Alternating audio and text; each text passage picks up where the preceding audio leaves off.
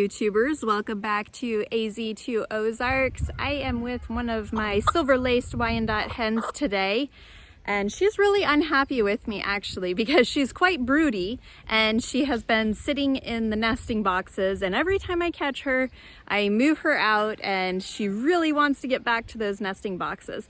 Now, all of those tricks they tell you about getting a hen to not be broody anymore, I have found very little success, including dunking them in cold water and holding them there for a couple minutes, removing them from the nesting boxes, removing any eggs from underneath them. All of these things don't seem to be terribly effective. I just try and encourage them to get out and eat and forage a bit so they don't starve themselves to death, and then they'll eventually get out of their broodiness and move on since they don't have any eggs that are hatching.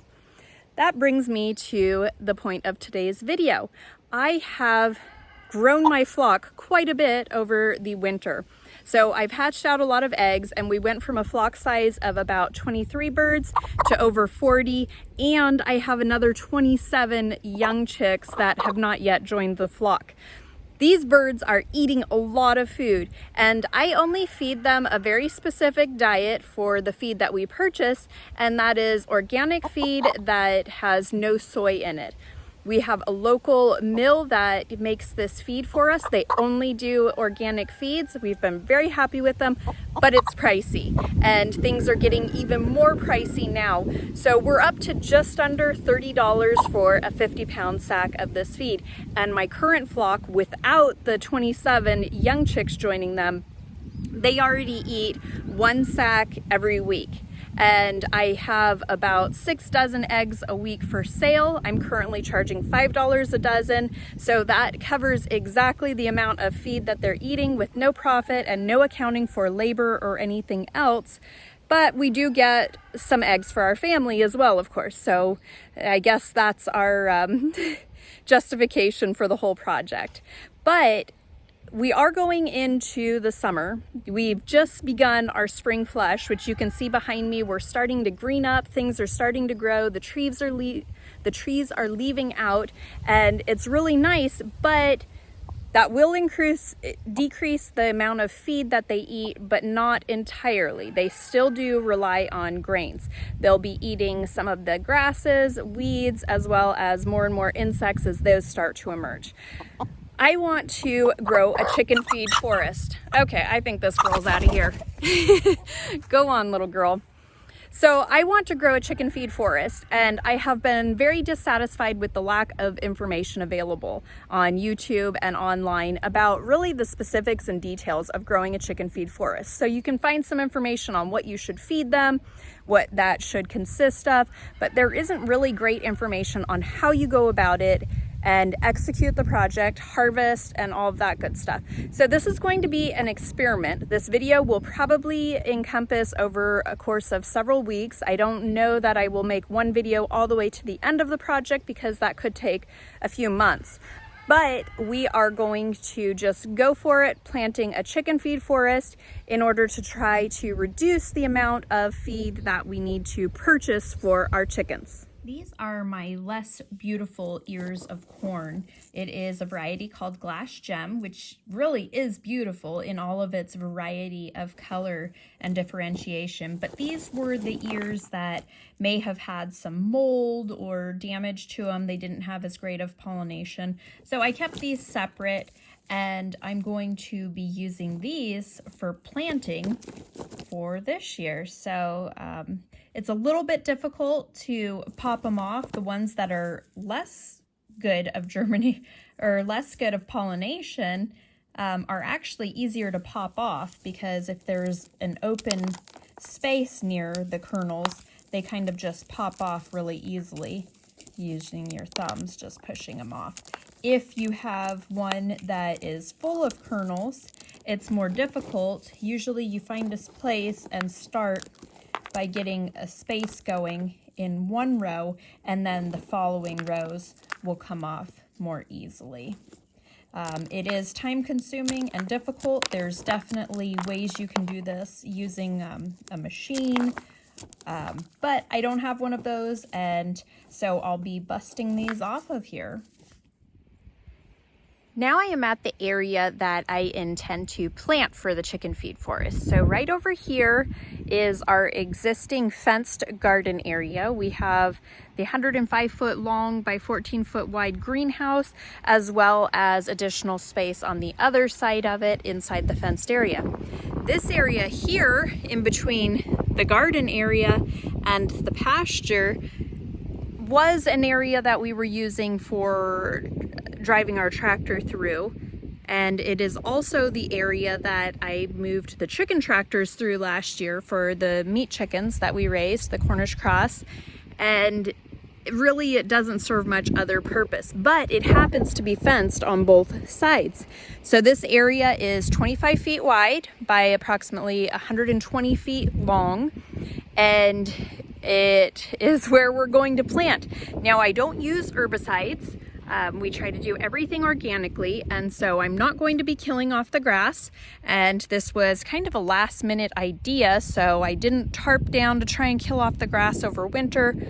What Rick did is he used the disc on the tractor in order to kind of tear up the grass a little bit. It wasn't as successful as hoped, and there's also some really low spots that when it rains it puddles and floods, so we wanted to level it out a little bit. I'm not exactly sure how effective that was, but this is an experiment and it is planting season right now, so we're just going to go forward with this.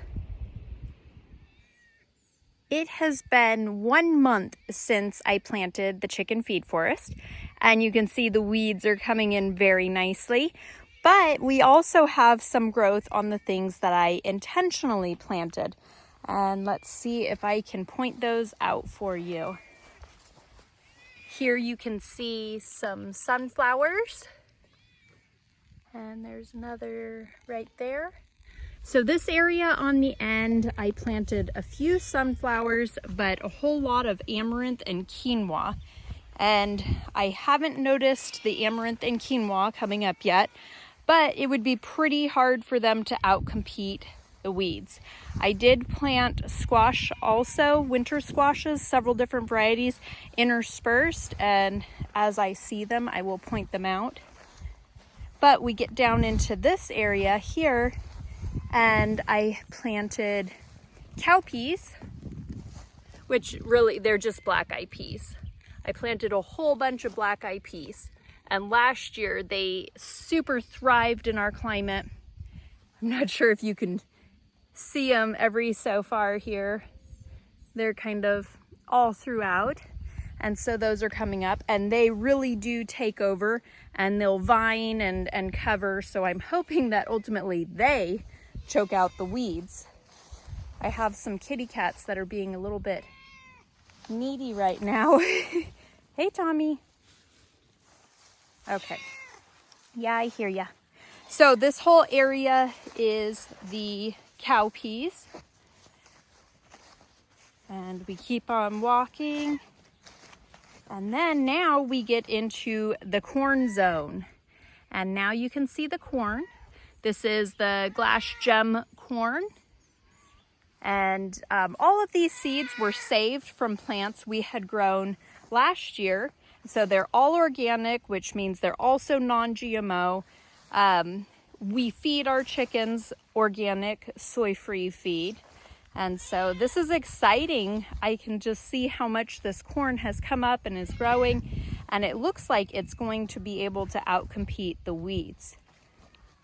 Then we get into the far side where I planted a whole bunch of sunflower seeds, and really I didn't see the germination I wanted to over here. But I do see here one of the winter squashes that I planted. Down here further as well. So hopefully the winter squashes, oh, there's another one. Actually, that might be a sunflower right there. So I came back, and I think a week ago, I replanted the sunflowers again because I hadn't seen any come up. And then when I was finishing replanting them, I actually saw a couple had just barely popped up. But there are some sunflowers. These are a giant mammoth variety. They put on beautiful, huge heads. And I think aside from being purposeful as Chicken Feed Forest, it will also be really beautiful. I don't know why this guy keeps yelling at me. I think he really wants me to pick him up. I know, I hear you, Tommy. And Kenny just keeps following us too. So this would be our 1 month update of our Chicken Feed Forest. We haven't done anything to control the weeds. Obviously, you can see them coming up nicely.